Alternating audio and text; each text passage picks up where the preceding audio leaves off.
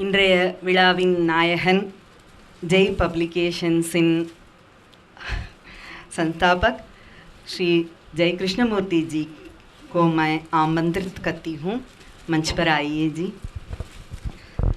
मुख्य अतिथि और सभी को स्वागतम करने के लिए जी को मैं सबको नमस्कार, எல்லோருக்கும் வணக்கம். ஜெய் பதிப்பகம் மற்றும் ஜெய் பாரதி இந்தி பிரச்சார கேந்திர சார்பில் இந்தி தின விழா நடைபெற்று கொண்டிருக்கிறது. இந்த விழாவில் தலைமை தாங்கி சிறப்பிக்க சிறப்புரையாற்ற வந்துள்ள டாக்டர் எம் கோவிந்தராஜன் அவர்களை வரவேற்கிறேன். மேலும் திரு பிஎல் ஆச்சா, திருமதி ரோகிணி பாரதி அவர்களையும் வரவேற்கிறோம். இந்த விழாவில் காரணமான இந்தி தின விழா போட்டியில் பங்கேற்று வெற்றி பெற்ற மாணவர்கள் மற்றும் இந்தி ஆசிரியர்கள் அவர்களின் பெற்றோர்கள் அவர்களையும் வருக வருக என வரவேற்று இந்த நிகழ்ச்சியை சிறப்பிக்குமாறு அன்புடன் வேண்டி கேட்டுக்கொள்கிறேன். நன்றி, வணக்கம்.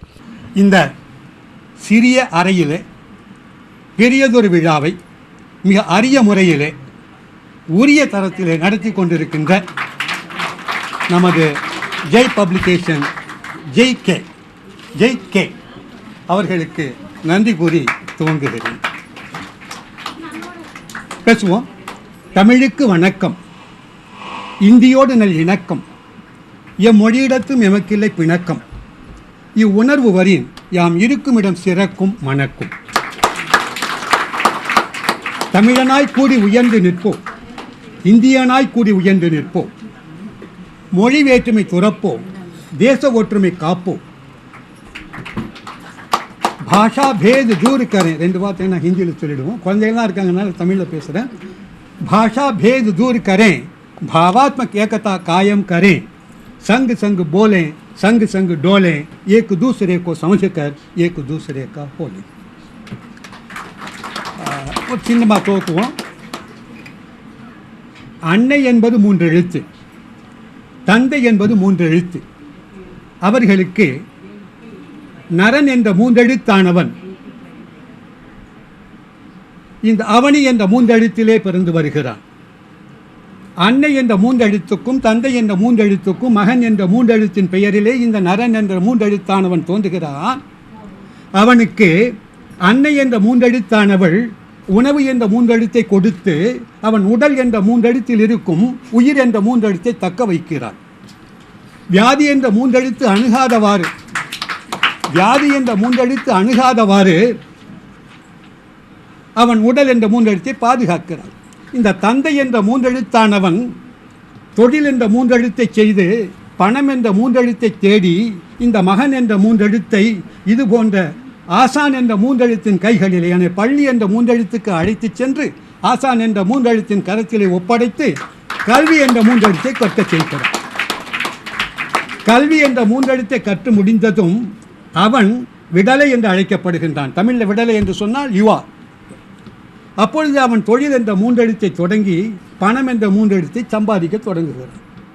பின்னர் அவன் தனக்கென மனம் என்ற 3 எழுத்தின் மூலமாக மனைவி என்ற 3 எழுத்தை, துணைவி என்ற 3 எழுத்துக்காக தனக்கென ஒரு அகம் என்ற 3 எழுத்தை தொடங்கிக் கொள்ளுகிறான். அங்கு மெத்தை என்ற 3 எழுத்திலே அமர்ந்து காதல் என்ற 3 எழுத்தை கொடுத்து மனைவி என்ற 3 எழுத்திடம் இருந்து பரிசு என்ற 3 எழுத்தாக இவன் மகன் என்ற 3 எழுத்தை பெறுகிறான். இவனுடைய மகன் என்ற 3 எழுத்தானவன் தந்தை என்ற 3 எழுத்துக்கு ஆளாகும் பொழுது இவன் தாத்தா என்ற 3 எழுத்தால் அழைக்கப்படுகிறான். அப்பொழுது இவனுக்கு மூப்பு என்ற 3 எழுத்து அவனை ஆட்கொண்டு விடுகிறது. வியாதி என்ற 3 எழுத்து அவனை தொடர்கிறது. மெத்தை என்ற 3 எழுத்தில் விழுந்து விடுகிறான். இவன் உடல் என்ற 3 எழுத்து தனக்குரிய செயல் என்ற 3 எழுத்தை கொடுக்க மறுக்கிறது. அது வயிறு என்ற 3 எழுத்தாகட்டும், முதுகு என்ற 3 எழுத்தாகட்டும், தனக்குரிய செயல் என்ற 3 எழுத்தை கொடுக்க மறுக்கிறது. அப்பொழுது காலன் என்ற 3 எழுத்துக்கு உரியவன் தன் கரம் என்ற 3 எழுத்திலே பாசம் என்ற 3 எழுத்தை எடுத்துக்கொண்டு எருமை என்ற 3 எழுத்தின் மீது ஏறி வந்து இவன் உடல் என்ற 3 எழுத்தில் இருக்கும் உயிர் என்ற 3 எழுத்தை பிரித்துவிட்டு இதற்கு சவம் என்ற ஒரு 3 எழுத்து உபாதியை கொடுத்து விடுகிறான். இவனை பின்னர் வனம் என்ற மூன்றெழுத்துக்கு எடுத்துச் சென்று அக்னி என்ற மூன்றெழுத்துக்கு உணவு என்ற மூன்றெழுத்து ஆக்கி விடுகிறார்கள். இவன் வாழ்வு என்ற மூன்றெழுத்துக்கு ஒரு முடிவு என்று ஒரு கதை கட்டிவிடுகிறார்கள். இப்படி மூன்றெழுத்திலே தோன்றி மூன்றெழுத்திலே வளர்ந்து மூன்றெழுத்திலே முடிகின்ற இந்த நரன் எனப்படுகின்ற இந்த மூன்றெழுத்துக்கு உரியவன் வயிறு என்ற மூன்றெழுத்துக்காக பாவம் என்ற மூன்றெழுத்தை செய்து தொலைக்கிறான். ஆனால் அதில் ஒரு சிலர் ராமன் என்ற மூன்றெழுத்தை அல்லது இயேசு, விஷ்ணு, சிவன், அல்லாஹ் என்ற இப்படி எத்தனை மூன்றெழுத்துக்களாக அல்லாவாக இருக்கலாம், இயேசுவாக இருக்கலாம், சிவனாக இருக்கலாம், இப்படி இந்த மூன்றெழுத்தை துதித்து தனக்கென முக்தி என்ற மூன்றெழுத்தை தேடிக்கொள்ளுகிறார்கள். அவர்கள் சுயநலவாதிகள். ஆனால் யார் ஒருவர் உண்மையாக இந்த அவனி என்ற மூன்றெழுத்திலே புகழ் என்ற மூன்றெழுத்துக்கு உரிய ஒரு நரன் ஒன்றை உருவானே ஆனால் அவன் யார்? தேசம் என்ற மூன்றெழுத்துக்கும் மொழி எனப்படுகிற இரண்டு எழுத்தாக இருப்பினும் அதை தமிழ் என்ற மூன்றெழுத்து, இந்தி என்ற மூன்றெழுத்து, இவற்றிற்கு எவன் ஒருவன் தொண்டு என்ற மூன்றெழுத்தை செய்கிறானோ அவனே இந்த அவனி என்ற மூன்றெழுத்திலே புகழ் என்ற மூன்றெழுத்துக்கு உரியவனாகிறான். அந்த வகையிலே நமக்கு ரெண்டு கண்ணு, அது ரெண்டு மொழிகள். ஒன்று தாய்மொழி, மற்றது தேசிய மொழி ராஷ்டிர பாஷா. ஒன்று தமிழ், ஒன்று ஹிந்தி. இல்லை எந்த கண்ணு வேணும் எந்த கண்ணு வேணான்னு சொல்லுவோம். ரெண்டு கண்ணு வேணும் நமக்கு. ரெண்டு கண்ணு இருந்தால் தான் நேராக பார்க்க முடியும் நம்ம உண்மையாக. ஆகையினாலே தமிழ் என்ற மூன்றெழுத்துக்கும் இந்தி என்ற மூன்றெழுத்துக்கும் தொண்டு என்ற மூன்றெழுத்தை செய்கின்றவர்களே உயர்ந்தவர்கள். அப்படி பார்க்கும் பொழுது நம்முடைய ஜெய்கே அவர்கள் இவ்விரண்டிற்கும் தொண்டு செய்து வருவதனாலே அவரை நான் சின்ன பையன்தான், கொஞ்சம் வயசு தான், அதனால் வாழ்த்துகிறேன் இருப்பினும். எனவே அவரை வாழ்த்துகிறேன், பாராட்டுகிறேன் இப்படி ஒரு செயலை செய்யும்போது. இங்கே ஜெயை பற்றி ஒரு வார்த்தை சொல்லணும். இங்கிலாந்து நாட்டில் ஒரு பெரிய பணக்காரர், கோடீஸ்வரர் வங்கிக்கு போனார் பணம் எடுக்கிறதுக்காக. பணக்காரர் வங்கிக்கு போனால் மேனேஜர்லாம் எழுந்து நின்று தான், இங்கே யாரும் வங்கியில் பணிபுரியறவங்க இருக்காங்களா? இல்லை, அவங்க எழுந்து நின்று கையெழுத்தெல்லாம் வாங்குவாங்க. வங்கிக்கு போனார், மேனேஜர் அறைக்கு போனார். மேனேஜர் அறையில் உட்கார்ந்தார், செக் புக்கை எடுத்தார். உடனே மேனேஜர் இவ்வளோ பெரிய பணக்காரர் வந்திருக்காருன்னு சொல்லிட்டு பேனாலாம் எடுத்தார் கைத்து. அவர் என்ன பண்ணார், பேனாலாம் தள்ளி வச்சுட்டு அந்த செக்கில் அமௌண்ட்டை எழுதுங்கன்னார் மேனேஜர் அமௌண்ட் எழுதினா அவர் சொன்ன பல லட்சத்தை என்னார். கையெழுத்து போடுறப்ப பேனா கொடுத்தா இவர் கையெழுத்து இப்படி நாட்டினார். அந்த செக்கு புக்கில் என்ன பண்ணார், காசோலையில் கை நாட்டு வச்சார். அந்த மேனேஜர் புதுசாக வந்திருக்கார். அப்புறம் அவருக்கு பழைய மேனேஜருக்கு தெரியும் அவரை பற்றி. அவருக்கு வியப்பு, என்னங்க ஐயா கை நாட்டு வைக்கிறீங்க, கையெழுத்து போட தெரியாதான்? அவர் சொன்னார், ஐயா எனக்கு கையெழுத்து போட தெரிஞ்சால் இன்றைக்கி நான் சர்ச்சில் மணி அடிச்சுக்கிட்டு இருந்திருப்பேன்னார். என்னன்னா இவர் படிக்காதவர், அந்த மாதா கோவிலில் மணி அடிக்கிற வேலை பார்த்துக்கிட்டு இருந்தார். அப்போது ஒரு புதிதாக வந்த ஒரு பாதிரியார் என்ன பண்ணாராம், நம்ம யார் அலுவலர்கள் இருக்க எல்லாரையும் ஒன்று கூப்பிட்டு ஒரு புதுசாக மேனேஜ்மெண்ட்டு மாறினா ஒரு மாதிரி ஆகும், இது அலுவலில் இருக்கிறவங்க தெரியும். அப்போ பார்த்தா இவருக்கு படிக்க தெரியலை, கையெழுத்து போட தெரியலை. அப்போ அவர் சொன்னாராம், கையெழுத்து போட தெரியாதவங்களாம் நம்ம சர்ச்சில் வேலை கிடையாது, கையெழுத்து போட தெரியாதவங்களாம் சர்ச்சில் வேலை கிடையாதுன்னு சொல்லிட்டு வேலை விட்டு போய்ட்டு அனுப்பிட்டாராம். அப்போ அனுப்பும்போது வேறு வழி இல்லை, இவர் கையெழுத்து போட தெரிஞ்சுருந்தா என்ன பண்ணியிருந்திருப்பாருங்க, அவரை சர்ச்சில் மணி அடிக்க அலோ பண்ணியிருந்திருப்பார். இந்த பாதிரியார் கொடுத்த பணத்தை வாங்கிட்டு வந்தாராம். வந்துட்டு உடனே அந்த பணத்தை கொண்டு அந்த சர்ச்சு மாதா கோவிலுக்கு வருகின்ற வழியிலே ஒரு மரத்தடியில் அமர்ந்து ஏதோ கடலையோ தண்ணியோ அதை வாங்கி வச்சுட்டு வியாபாரத்தை பண்ண ஆரம்பித்தார். அப்படி பண்ணி அவர் அங்குள்ள மக்களுடைய தேவைகளை புரிந்து அறிந்து அதற்கு ஏற்றார் போல தன்னுடைய பொருளையும் உருவாக்கி கொண்டு வர வர வர மெல்ல மெல்ல அப்படி ஒரு சின்ன கடையை வச்சு அதுக்கப்புறம் பெருசாக வச்சு ஒரு பெரிய தொழிலதிபர் ஆகிவிட்டார். அப்படிப்பட்ட அந்த உழைப்புக்கு உரிய ஒரு நல்ல மனிதர் இந்த ஜிகே. ஒருவேளை இவருக்கு அப்படி கையெழுத்து போட தெரிஞ்சிருந்ததுன்னா அவர் ஹிந்தியில் அந்த ஒரு காலத்தில் எங்கேயோ ஒரு இடத்துல ஒரு இதுவாக இருந்திருக்கணும். அதற்கு எதிராக அதற்கு அருகிலேயே ஒரு போட்டியாக வாழ்ந்து நிமிர்ந்து காட்டியவர் இந்த ஜெய். ரொம்ப பேருக்கு தெரியாது. இவர்கிட்ட உள்ள இன்னொரு குணம் என்னன்னு கேட்டிங்கன்னா இப்போ தான் தெரியும். நான் ஃபோட்டோ பார்த்தேன், என்னடா பாலகிருஷ்ணன் ஃபோட்டோவாக இருக்குதுன்னுட்டு. அருமையான மனிதர். ஒரு போயோட 3ஆவதாக இருக்கிறது பாருங்கள், பாலகிருஷ்ணன் பேர், ஒரு ஹிந்தி பிரச்சாரக். அவர் நீங்கள் புத்தகத்தில் தானே அச்சு பார்த்துருப்பீங்க இல்லையா? கையெழுத்துனா புத்தகத்தில் அச்சு பிரிண்டிங் பார்த்துருப்போம், நம்ம கம்ப்யூட்டர் டைப் பண்ணால் பார்த்துருப்போம். அதே மாதிரி கையெழுத்து பார்த்தோம், கையால் எழுதப்படுகின்ற எழுத்து அப்படியே அச்சு போலவே, நீங்கள் அச்சு இல்லைன்னு சொல்ல முடியாது. அப்படிப்பட்ட ஒரு அழகான கையெழுத்துக்குரிய அருமையான நண்பர், ஹிந்திக்காகவே தன்னை அர்ப்பணித்து கொண்டவர். அப்படிப்பட்ட ஒரு அரிய இந்தி பிரச்சாரக். அவருடைய உதவி, அதாவது என்னன்றி கொண்டாருக்கும் உய்வில்லை, செய் நன்றி கொண்ட மகர்க்கு, இல்லைங்களா? ஏன்னா அந்த மகர்க்குன்னு சொன்னனால தந்தை மகற்காற்றும் உதவி, தந்தை மகற்காற்றும் உதவி இவன் தந்தை என்னோட்டான். தந்தை மகற்காற்றும் தவறு தவறு. தந்தை மகர் காட்டும் நன்றி அவையத்தும் முந்தி இருப்ப. ஒன்று தெரியுமாம்மா, நமக்கு வள்ளுவர் சொல்லும் பொழுது மகன் தந்தை காற்றும் உதவி, தந்தை மகற்காற்றும் நன்றி. இந்த உதவி நன்றிங்கிறத கொஞ்சம் புரிஞ்சுக்கோங்க. ரொம்ப பேர் குழந்தைகளுக்காக சொல்கிறேன் அதை. என்ன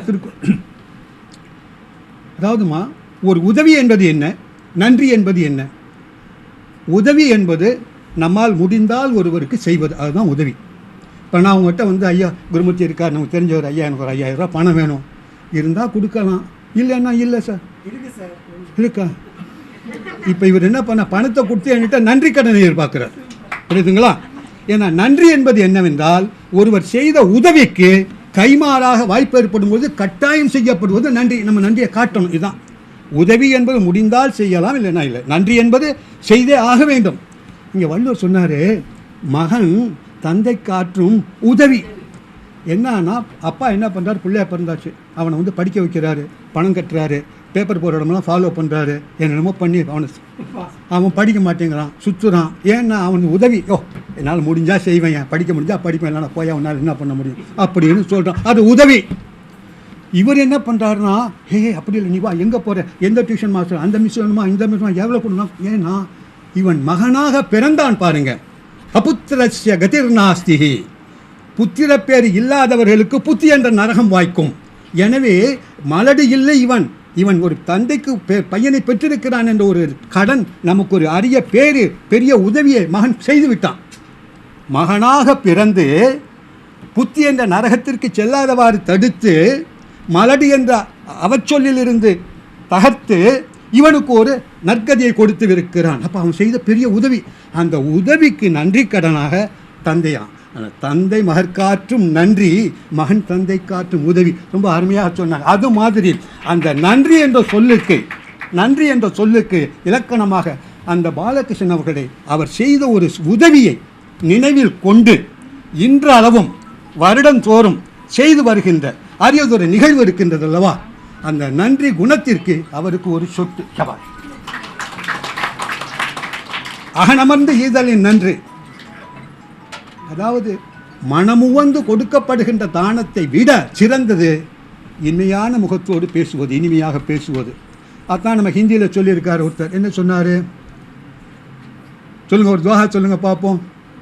आवत ही, अरे वाह रे वाह, वाह रे वाह, शाबाश शाबाश बच्चों, बहुत अच्छा है। अब बच्चों का नाम कौन सी क्लास में पढ़ रहे हैं आप लोग? आवत ही हर्षे नहीं, आवत ही हर्षे नहीं, नैन नहीं सने, तुलसी तहां न जाइए, कंचन बरसे। हाँ वाह, आप लोगों को मैं ताली बजा करके आशीर्वाद दे रहा हूँ बच्चों, बहुत बढ़िया। क्योंकि उस प्रकार के आते ही आवत ही हंसना चाहिए, हंसना चाहिए, वो स्वभाव है इस आदमी का। तो वैसे जय कृष्णमूर्ति के ये जो मौका है, बोलने का मौका जब मिले वो बोलना चाहिए। ऐसे सत्य वचनों को बोलने का मौका जहाँ मिले वहाँ पर बोलना, नहीं बोलना भी एक प्रकार का अपराध हो जाएगा। इस स्थिति से आज जो मौका मुझे दिया गया है, आज मुझे भी यहाँ बुला करके जो सम्मानित किया है, इसलिए आप बच्चों को देख करके मैं बहुत हर्षित हो रहा। और जहाँ तमिलनाडु में हिंदी का बिल्कुल समर्थन, सहायता, आधार कुछ भी नहीं है, उस माहौल में आप जैसे आपने दिया जलाया, पंचमुखी दिया जलाया, लेकिन एक मुख की ज्वाला जली हुई है, उसी प्रकार पूरे स्कूलों में हिंदी निकाल दी गई है, फिर भी एक ज्वालामुखी आप लोग तैयार हो रहे हैं। आप लोगों को मैं आशीर्वाद दे रहा हूँ। तो इस प्रकार बधाई देते हुए खासकर इस हिंदी के अवसर पर, पखवाड़े पर चले चलूँगा ना, हिंदी पकवाड़ा, पकवाड़ा साबरिया, बजी साबरिया, पखवाड़ा मीन्स पक्षम, पक्ष मीन्स शुक्ल पक्ष, कृष्ण पक्ष बोले हिंदी का पक्ष 15 दिन का है। सो இந்த ஹிந்தி மாஸ்டர் தான் கவர்மெண்ட் எல்லாம் இந்த நேரத்தில் ஹிந்தியை நினைப்பாங்க, மற்ற நேரம் மறந்துடுவாங்க, தேவசம் மாதிரி, வருஷத்துக்கு ஒரு நாள் தேவசம் மாதிரி. ஸோ இதை விடாமல் இந்த ஜெய் கிருஷ்ணமூர்த்தி அவர்கள் நடத்தி வருகிறார்கள். அதுவும் இவர் வந்து கொஞ்சம் எண்ணிட்டு கொஞ்சம் அன்பானவர், பிரியமானவர், கொஞ்சம் இந்த மாற்றான் தோட்டத்து மல்லிகைக்கு மனமுண்டு என்று சொல்வது வழக்கம். அந்த ஒரு தரப்பில் வந்தவர். ஆகையினால அந்த காலத்திலிருந்து இந்த காலம் வரைக்கும் ஒரு அன்போடு நடந்து கொள்பவர். அவர் இன்று என்னை அழைத்து இங்கு சிறப்பித்ததை நான் பெருமையாக கருதுகிறேன். காலத்தின் அருமை கருதி பேசிக் கொண்டிருக்கலாம், நீங்களும் கைத்தட்டி கொண்டே இருப்பீர்கள். ஆனால் காலத்தின் அருமை கருதி நம்ம பார்க்குறேன். இப்போ மீஞ்சூர் நிர்மலா மேடம் வந்திருக்கிறாங்க. ஐயோ, அவங்கெல்லாம் பார்க்கும்போது என்ன மலரும் நினைவுகள். ஃபூல் கிலேஹே குல்ஷன் குல்ஷன், குருமூர்த்தி ஆகட்டும், நிர்மலாவாகட்டும், இன்னும் கண்ணு கேட்ட தூரம் பார்க்குறேன். இவர்களெல்லாம் 15-16 வருஷமாக நான் வனவாசத்தில் இருக்கிறேன். தமிழகத்தை விட்டு வட மாநிலத்தில் சென்று இருந்து கொண்டிருக்கிறேன். ஆகையினால் பலருடைய இளம் தலைமுறை அடுத்த தலைமுறை தொடர்பே அறுபட்ட நிலையில் இருந்து கொண்டிருக்கிறேன்.